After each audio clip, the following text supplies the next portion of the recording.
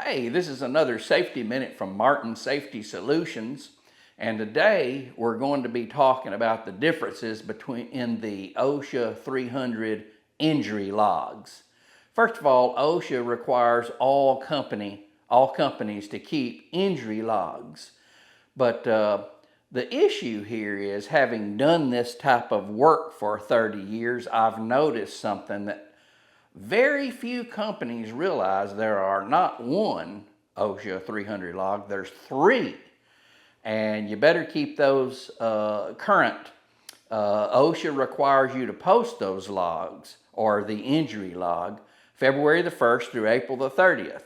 We'll talk more about that in just a minute, but the OSHA 300 log itself is the general injury log. Let's just say that you or I got injured.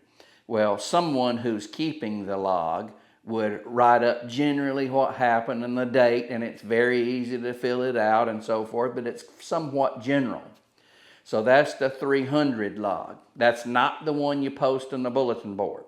Then there's the OSHA 301 log. This one's much more detailed about the injury and what happened, and of course the date and the location and all this stuff. And again, it has instructions on it as to how to fill it out, and it's very easy to fill out. But then there's this one kind of in between the 300 and the 301, and that's the 300-A. And that's the one that's statistical only, and it tells how many lost days, how many injuries, and so forth. And that is the one that you post on the bulletin board each year, and it must be there. In fact, OSHA can cite your company if you do not post that February the 1st through April the 30th. And you need to keep these injury logs. You need to keep a record of them for 5 or more years, but be sure and keep them 5 years, because that's OSHA's requirement.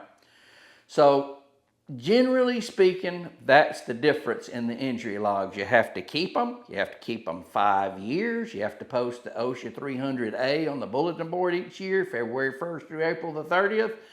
And this has been just another quick safety minute from Martin Safety Solutions. You be safe out there.